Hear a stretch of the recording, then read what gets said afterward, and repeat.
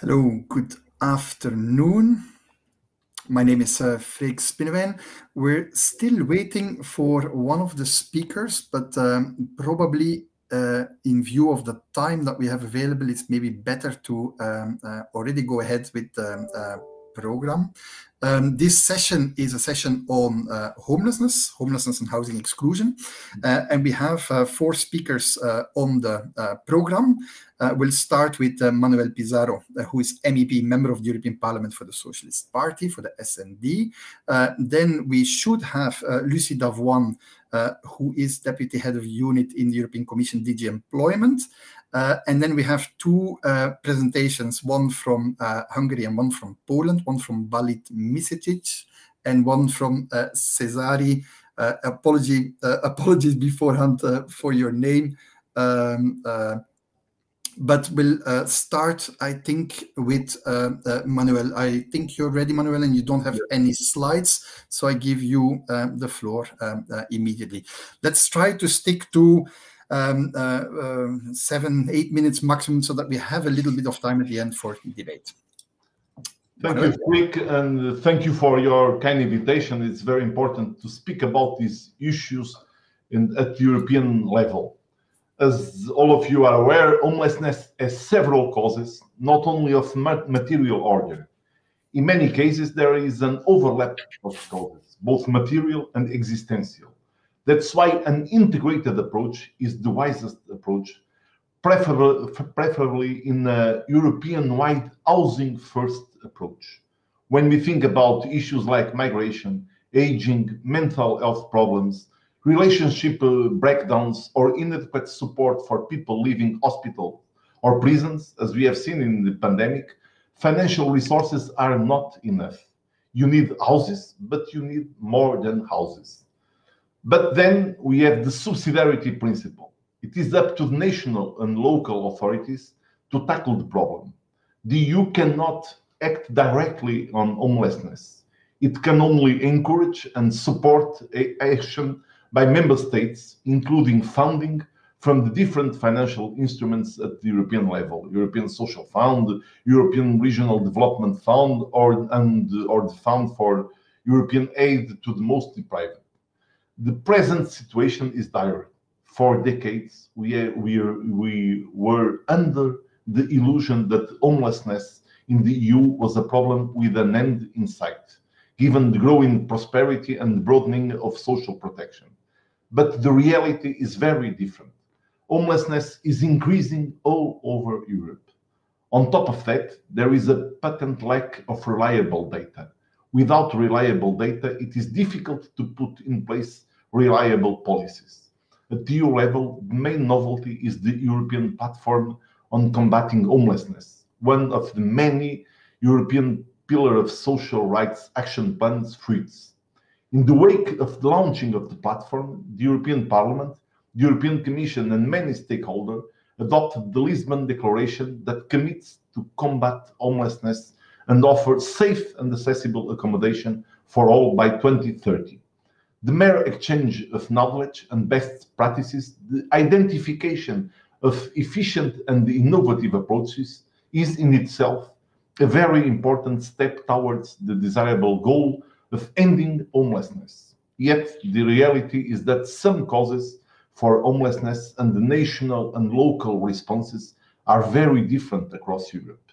What the EU can do is to try to coordinate the different national approaches by setting overarching goals and compromises, and by providing funding, data collection, reporting, and monitoring.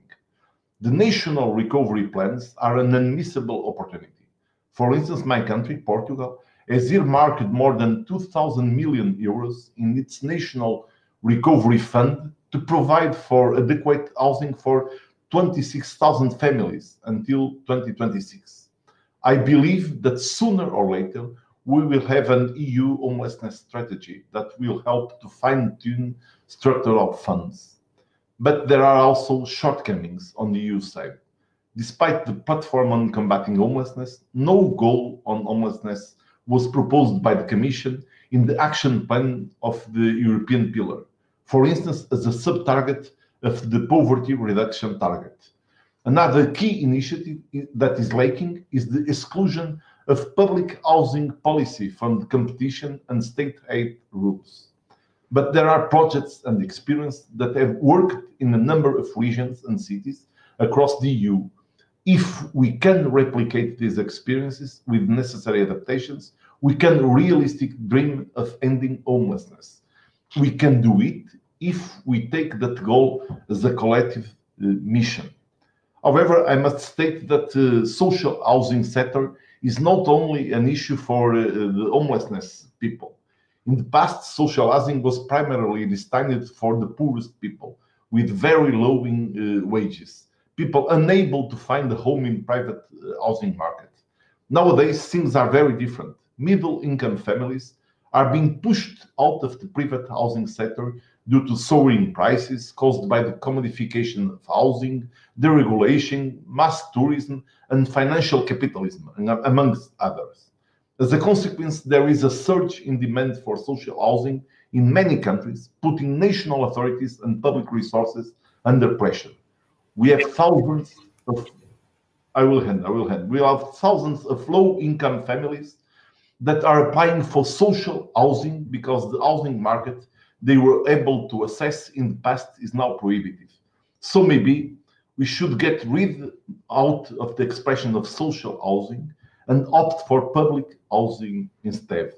We have a serious need of public housing, at least housing with public sector participation. And I think this could be a very good answer, not only for homelessness people, but also for the general need of good and decent housings, and for fighting against the energy poverty that and this fight should be associated to the Green Deal and to the renovation wage that we propose in EU. Thank you very much. Thank you very much, Manuel. Very interesting presentation. If you allow me one very quick follow-up question. We in FEANSA, I'm the director of FEANSA for 20 years now, and I've always been surprised by the sort of political consensus in the European Parliament when it comes to the urgency of homelessness and the need to address it at EU level as well. Do you have an explanation why there is so much political support in the European Parliament for more EU action on homelessness? Well, I think that perhaps the European Parliament is more aware of European values than the other institutions, because this is really a question of respecting European values. Those people that live without house, people that live in the worst exclusion, are outside the democratic values that we want to preserve in Europe. They do not have the same freedom and the same rights that the other persons, and I think it's a good sign, but it's normal that the Parliament wants to preserve the European values, and I must stress that this is mainly a political issue. This almost a rule of law question, because those people are excluded from democracy. Perfect. That allows me a perfect transition to our next speaker, Lucy Davon. Sorry, Lucy, because we already started. You experienced a little bit of trouble to get connected, but you're there just in time. That's perfect. So Manuel said that the European Parliament is very attached to the European values and the rule of law. I guess the Commission will say that they're equally attached to European values and the rule of law. As a guardian of a treaty in particular. Indeed. So please, the floor is yours. I think you will say a few words about the role of the European Commission, the European Union in the fight against homelessness, and maybe also something about the platform. Lucy? Yes, thank you for the floor, Frank, and thank you for the invitation. I must, I think, congratulate you for the panel and also for the title of this session, Defeating Homelessness and Housing Exclusion. This is a quite powerful title, and I think in the Commission we are confident that we can make real progress to help homeless persons and to defeat homelessness. This is also, I think, an objective that is shared by all EU institutions, indeed, the Parliament, but also all the member states who signed the Lisbon Declaration, who signed in June this year, who signed the declaration where they committed to work towards ending homelessness. So the signatories were the Parliament, the Commission, the 27 relevant ministers, but also the committees, the Committee of Regions, the Economic and Social Committees, the stakeholders working on homelessness, including FEANSA, of course, representative for cities and social partners. So it's really a multi-stakeholders commitment, which is actually very needed on this topic, because as Manuel said, and I must say that I listened all the presentation, but but I couldn't appear in your screen, but I could listen all the presentation.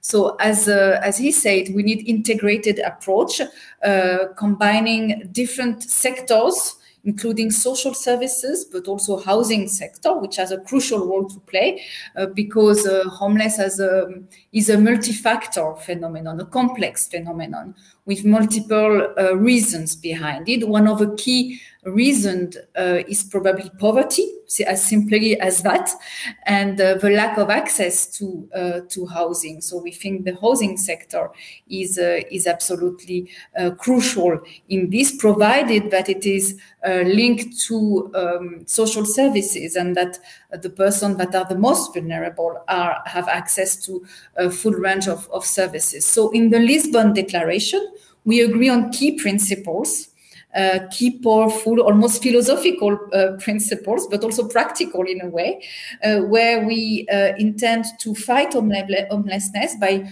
reinforcing prevention and implementing integrated housing-led approach that seeks to end and not simply to manage homelessness. So this is a key step, I think, in the policies on homelessness, and the platform is our key tool to deliver on this. What the EU is planning to do on this is to support member states and key stakeholders, including local authorities, via funding, via evidence, via mutual learning.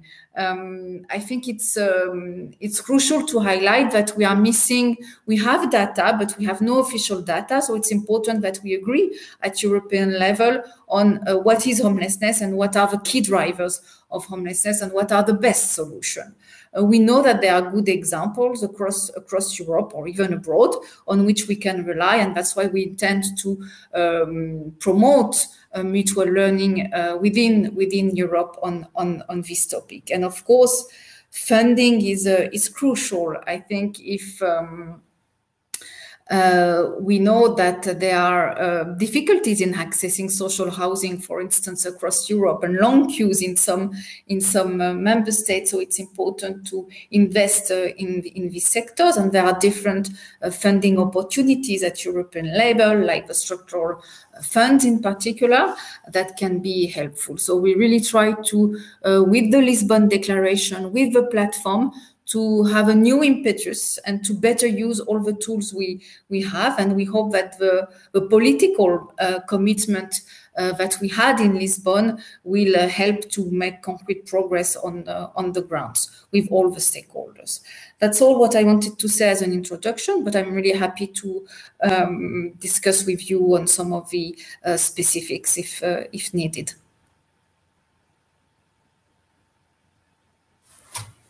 You're muted, Frank.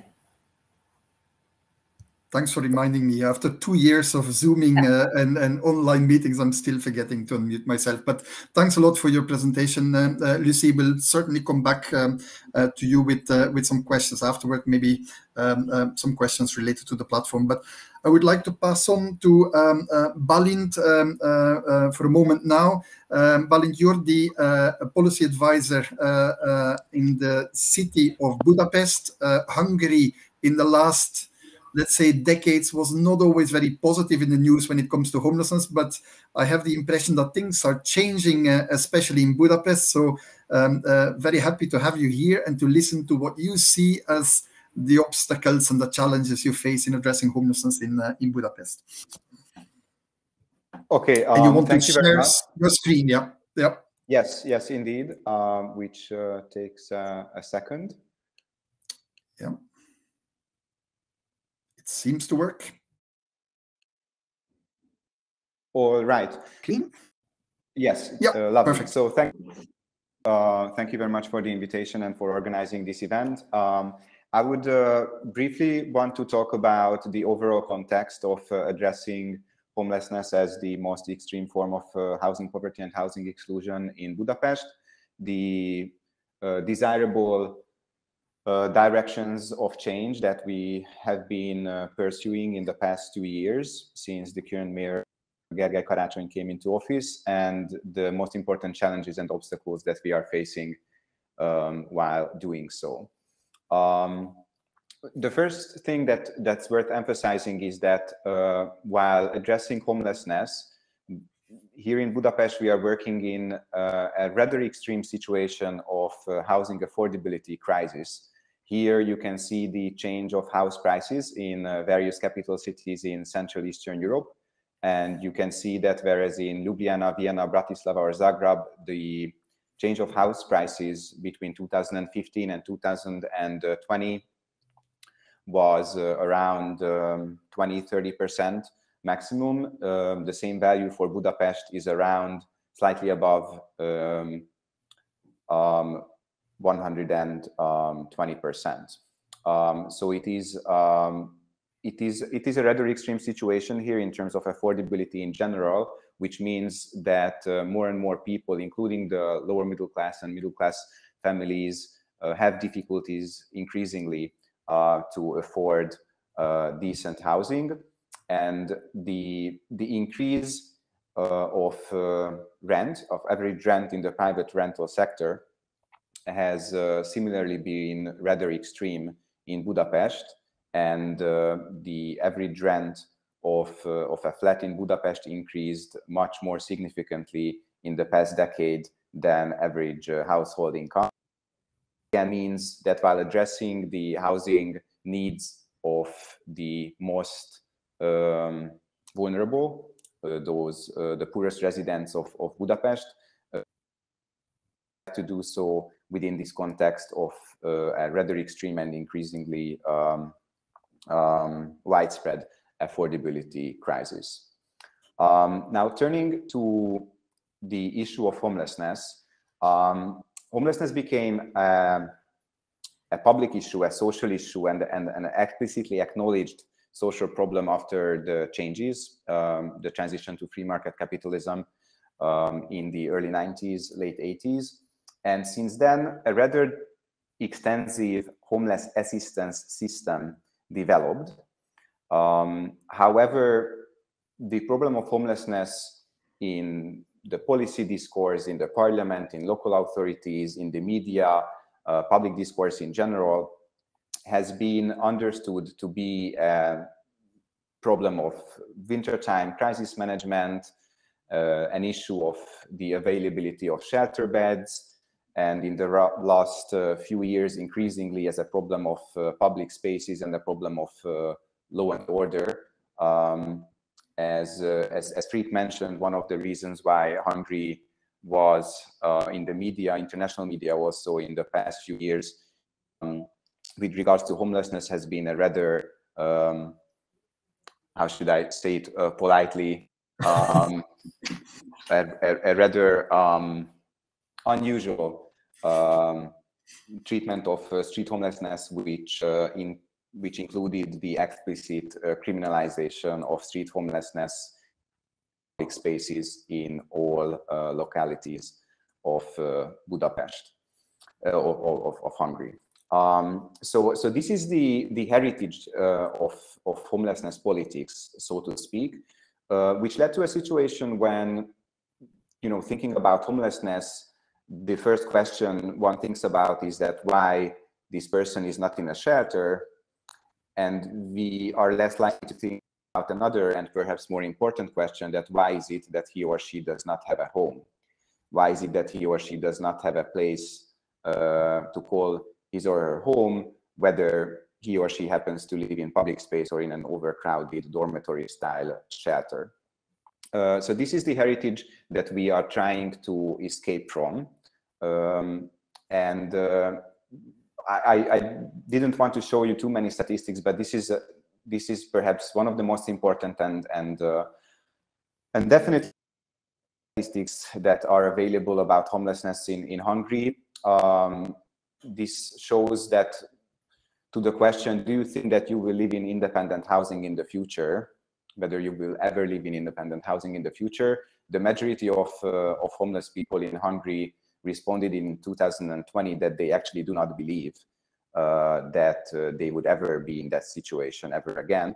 So the kind of policy understanding and social construction of homelessness that prevailed since the transition had, of course, its effect on how homeless people perceive their chances, their possibilities, whether there is even the hope for the majority of them of ever owning or renting a house of their own. So this is what we are trying to change, essentially, by reframing the issue of homelessness from a question of law and order places and shelters to the question of affordable housing, while also emphasizing prevention and the role of evictions in the reproduction of homelessness and advocating for abandoned evictions to the streets, that is evicting anyone without the provision of minimally adequate alternative housing. And the municipality of Budapest has been also providing more resources to services and programs which aim not only to manage homelessness, but to decrease homelessness by providing affordable housing solutions to those most in need. Now, finally, what kind of challenges and obstacles we face? Well, first of all, the use of homelessness as a political weapon. So unfortunately, in the current Hungarian political climate, progressive city leaders and district leaders are oftentimes attacked in the government-led or pro-government media. If they are against criminalization, they are attacked because they are blamed for street homelessness, and if they provide housing for homeless people, then they are attacked because apparently that destroys the lives of their forthcoming neighbors. And this has been rather extreme, and I think it is extreme both from a historical perspective and in an international comparison. So this is one obstacle. A more significant obstacle, I should say, is the lack of resources.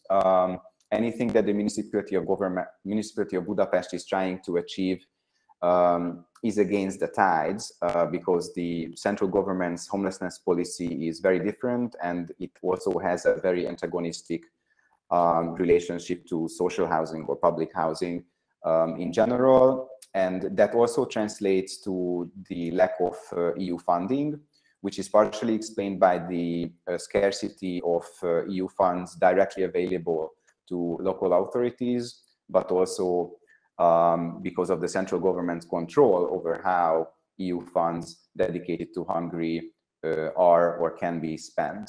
And finally, I should just mention the dilemma of targeting, which is that to what extent it is desirable and feasible to target most available housing resources to decreasing homelessness sense, while, as I mentioned, an ever broader part of the residents of Budapest face an affordability crisis because of the rather extreme increase in house prices and rents alike. So this was my initial intervention, and I'm looking forward for the discussion and debate. Thank you very much, Balint. And you have listed there a few challenges that are challenges not only for Hungary, but for a whole range of countries, if not all countries in the European Union. Can I maybe have a very, very quick follow-up question? You said that EU funding is important for Budapest, but apart from funding, is there anything else that you would expect from European cooperation? Is there anything that would be of added value from your perspective, parallel to more EU funding? Well, yeah, I mean, you know, it is nice if the European Parliament, for example, calls on member states and the EU to end you really cannot reside or sleep in resolutions. So I would emphasize funding as the most important thing. And I should also mention that there seems to be somewhat of a class bias in terms of what sorts of EU values or regulations the EU is eager to enforce, and what other values or regulations it is less so.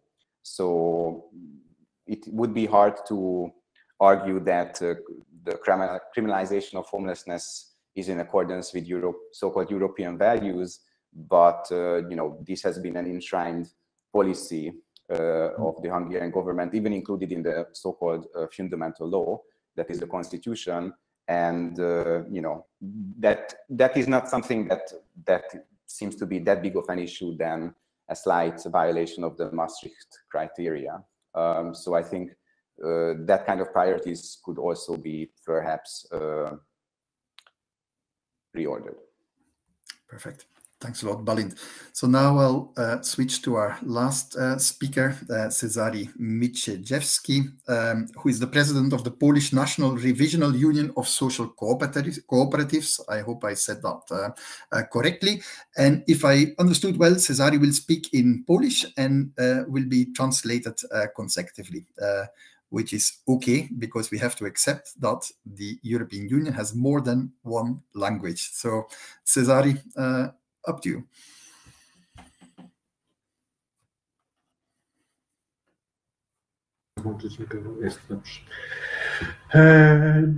Witam serdecznie. Dziękuję bardzo za zaproszenie na to spotkanie, na ten panel.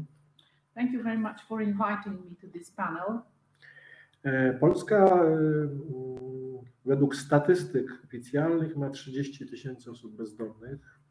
According to official statistics, Poland has 30,000 homeless people. Ale oczywiście to jest tylko część problemu, ponieważ to liczenie jest tylko takie jednorazowe. But it's only part of the problem because these data are not accurate. Gdybyśmy spojrzeli szerzej na osoby wykluczone mieszkaniowo, byłoby to co najmniej kilkaset tysięcy.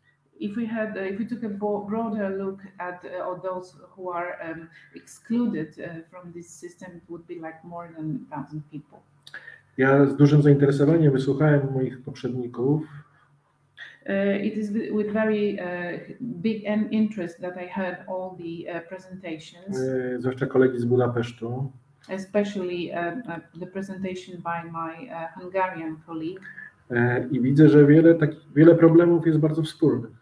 And I can see that we have a lot in common as regards problems to be solved. Zmiany po roku 90 spowodowały, że nasze samorządy uznały kwestię mieszkaniową za czysto gospodarczą, za rzecz czysto gospodarczą. The changes that took place in the 90s, after that our local authorities considered homelessness as a strictly economic issue. Dlatego kwestia mieszkań dostępnych cenowo jest często bardzo podejrzana. That's why the affordability of housing is something really suspicious from the price point of view. Do tego doszedł taki kulturowy element Europy Wschodniej, czyli święte prawo własności do mieszkań. On top of that, we have this cultural element which is specific for our part of Europe, which is that people have this sacred right to ownership. To oczywiście było napędzane przez banki i stworzyło olbrzymią klasę kredytobiorców. Which was also fueled by banks, and thanks to that we had a lot of people having housing loans now. I złośliwi mówią, że człowieka zamieszkałego od bezdomności to są 2 raty kredytu. So we now tend to say that what is a step to poverty is 2 loan installments, in fact. Ale jeżeli chodzi o kwestie działań publicznych wobec tego bezdomności w takim węższym rozumieniu, but as regards public action regarding homelessness in a more restricted understanding, to cała ta działalność została przerzucona na barki organizacji obywatelskich. Now everything is being dealt with by NGOs. I w zasadzie rząd jest tu bardzo otwarty, zwłaszcza, że bezdomni kojarzą się tylko z tymi, których polityk spotka na dworcu centralnym. And now the government is really open to this issue too, especially that for them, for the politicians, someone who's homeless is someone whom you can meet at a train station, for example. Więc są środki na tworzenie noclegowni, domów dla bezdomnych, otwieranie nowych ośrodków, natomiast niestety nie ma środków na mieszkania. Of course, there are funds to open new shelters, new public places for these people, but there is no funding for the housing sector. Teraz jesteśmy po takim pierwszym eksperymencie w działaniu najpierw mieszkanie. Now we've been through our first experience, which is called flat first, home first, or house first, I don't know. Housing first. Okay, housing first. Gdzie w 3 dużych miastach w Polsce zbudowano około 40, znaczy stworzono 47 takich mieszkań. Wherein, based on that program, in 3 major Polish cities, 47 such places were created. Co prawda przyszedł przedstawiciel z Lizbony i powiedział, że oni mają 400.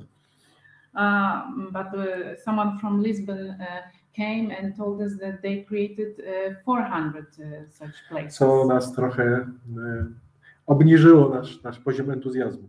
Which really lowered our level of enthusiasm at that time. Ale tak naprawdę to jest kierunek, który powinniśmy w tej chwili drążyć. But I think this is the way to go now. Chcemy umieścić, że zaproponowaliśmy rządowi umieszczenie kwestii bezdomności i kwestii mieszkaniowej w takim dużym procesie czy strategii deinstytucjonalizacji.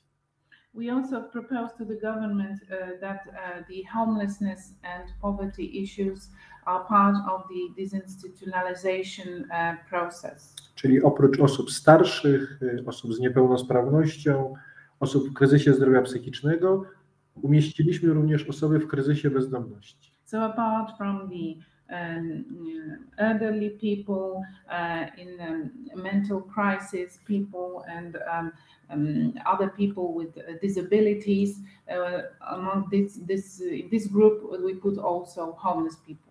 I uważamy to za duży sukces, przynajmniej na tym etapie. And it's been a great success, I think, for us, at least at this stage.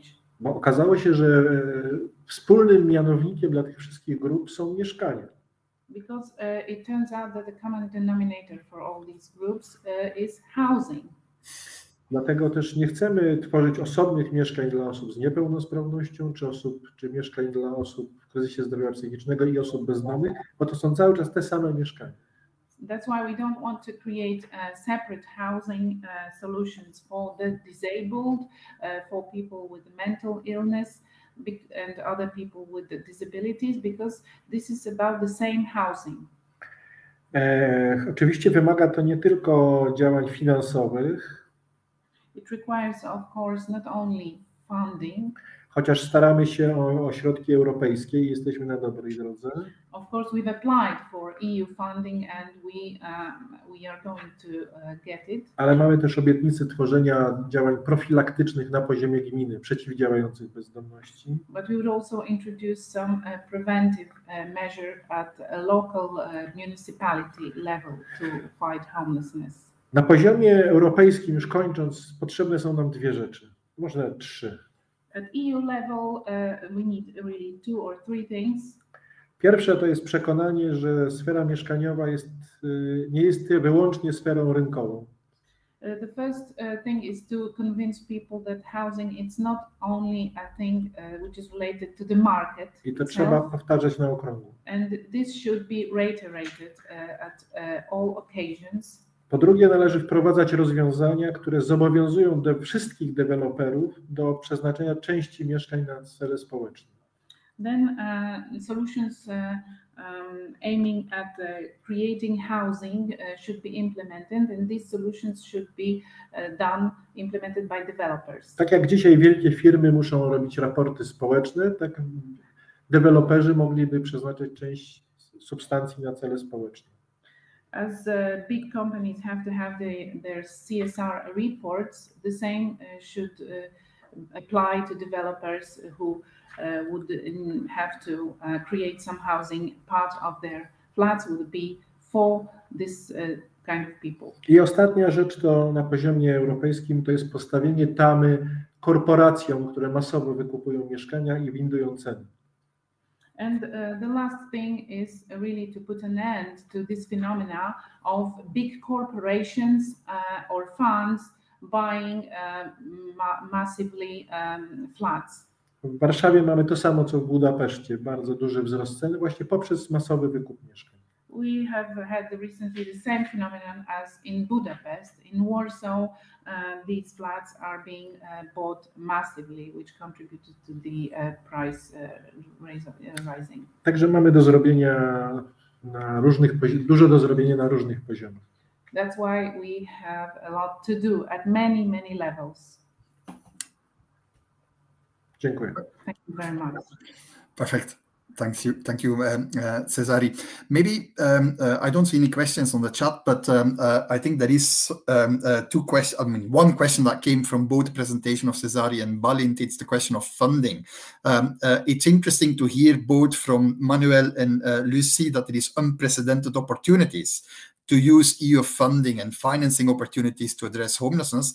But at the same time, it seems difficult for organizations working at local level, at grassroots level, to get access to the funding. How do you think we can stimulate the member states to actually size the opportunities that are there in theory, but not turned into practice? Do you have any suggestions for that? Maybe let's start with Lucy and then Manuel.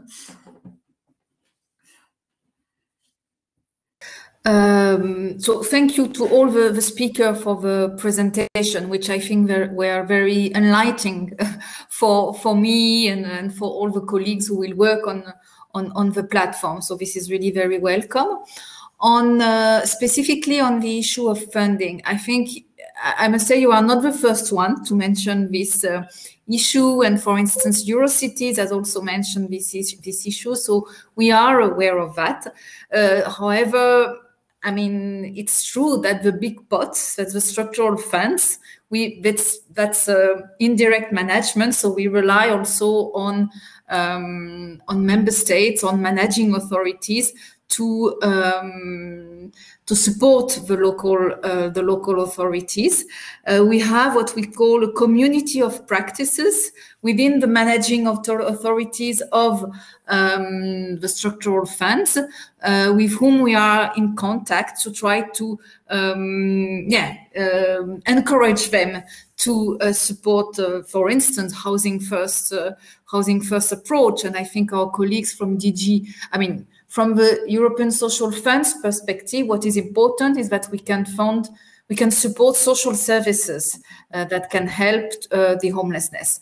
And with the structural funds managed by my colleagues in DG Regio, we can also fund housing structures, basically. And we know, you all told us that there is a lack of investment in Europe on that. There are guidelines from DG Regio to ensure that the type of social fundings, that the type of social housing that we fund are mixed, are desegregated, and are therefore also available for the most vulnerable. So we really try to do our best, and we will continue to do that, and we hope that the platform will help. Freek was also present, I think, in one of the meetings of the managing authorities, and can give his feeling about their responsiveness. But I think there is a momentum which is not only due to the Lisbon Declaration, but also I think to the housing situation in many cities that I think should help to make this as a priority. In terms of guidelines, we have also a new initiative promoted by the President of the European Commission herself, which is the new European Bauhaus, which has key principle 3, One is sustainability, the other is aesthetic and beautiful, and the third one is social inclusion and diversity. And I think it shows that there is really a willingness at the highest level to be more at the highest level in the Commission, to be more active, I think, in the questions of housing and the built environment.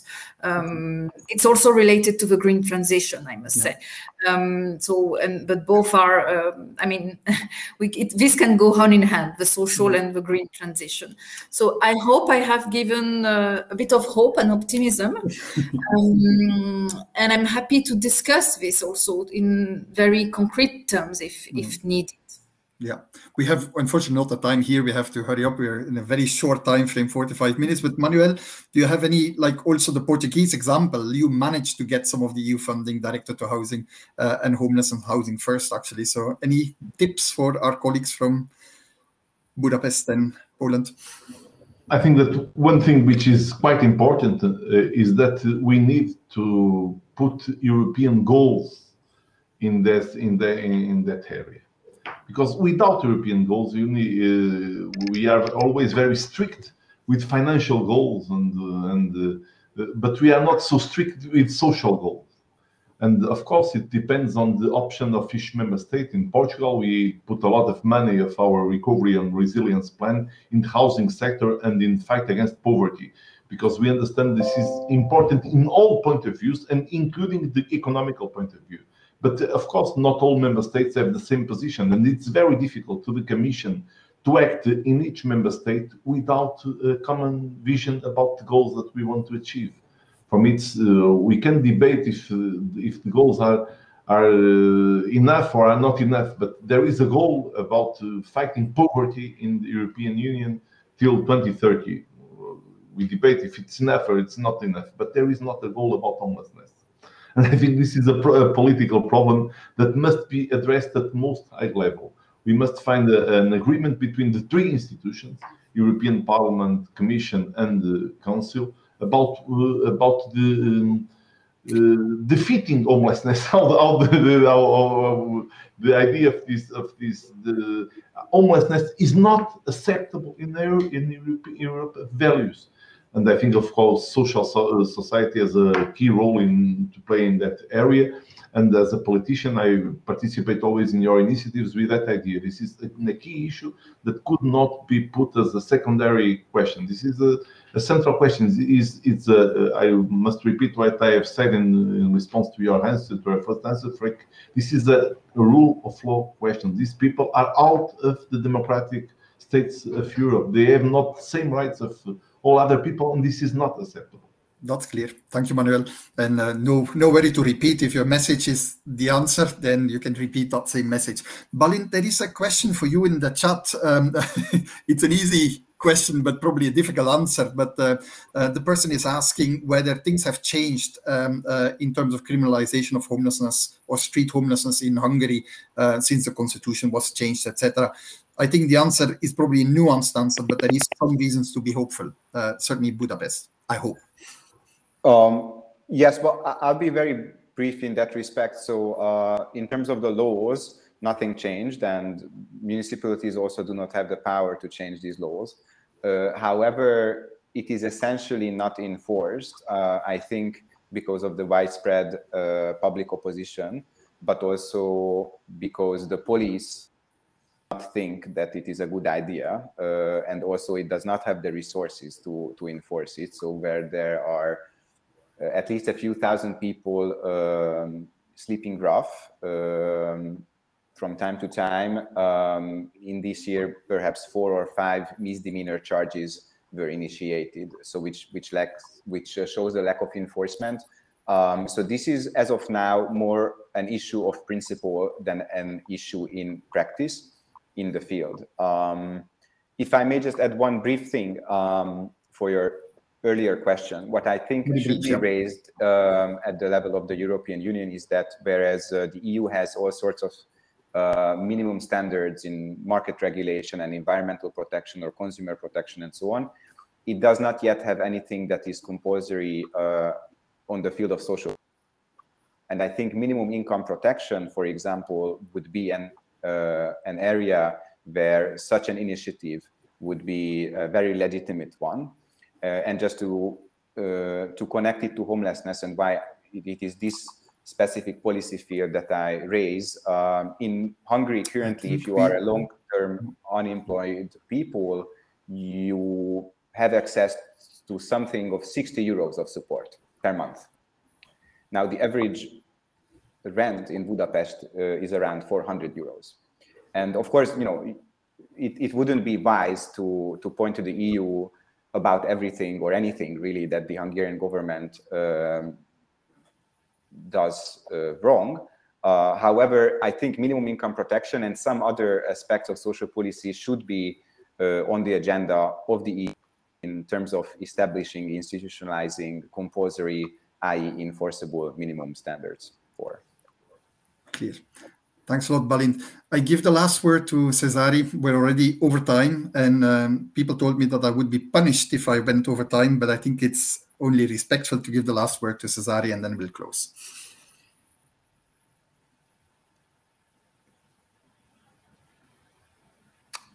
I think Cesare is muted. Okay. Jestem. Znaczy, ja na swój rząd aż tak krytycznie nie patrzę, ale rzeczywiście powinno się zmienić polityka z zarządzania bezdomnością na zapewnienie mieszkania osobom bezmieszkaniowym. I'm not so critical about my own government, but what I would change is to switch from homelessness management to ensuring housing to the homeless. Kilka lat temu udało nam się skreślić bezdomność jako zagrożenie na mapach policyjnych. A couple of years ago, we managed to cross out the homelessness as a potential danger from police chronicles. I teraz szykujemy się do bardzo poważnych rozmów w programach regionalnych kreowanych przez nasze województwa, jak zwiększyć zasób mieszkań wspomaganych w najbliższych 7 latach. So now we are working on increasing the resource of supported housing for the next 7 years in Poland. I mimo wszystko jestem pełen optymizmu. And nevertheless, I'm quite optimistic. Żałuję tylko, że przegraliśmy bitwę o program odbudowy. I just regret that we just lost the battle for the recovery program. Yeah. Tutaj, gdzie mieliśmy propozycję, blisko 200 organizacji zgłosiło postulat środków na remonty mieszkań komunalnych, które mamy masę pustostanów. Because we had a lot of organizations which wanted to renovate or participate in the renovation of our public housing structures, which are left aside now. No szkoda, że w tych kwestiach programów odbudowy ta kwestia mieszkaniowa nie została jakoś mocniej wyeksponowana na poziomie europejskim. It's a pity that within the recovery plan, the housing issues have not been such put forward as there should be at the EU level. Bo jak wiecie, jest zawsze dużo słusznych celów. Because as you know, there are many objectives and goals which have to be fulfilled at the same time. Exactly.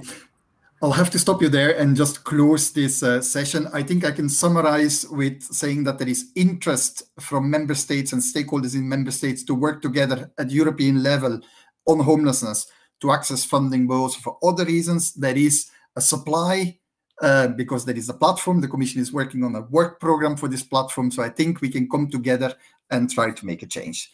Be realistic, but I think we can be hopeful that we can make a change together at European level. So thanks again, Cesare, Manuel, Balint, and Lucy, and hope to see you soon somewhere in a different context. Bye-bye. Thank you. Bye.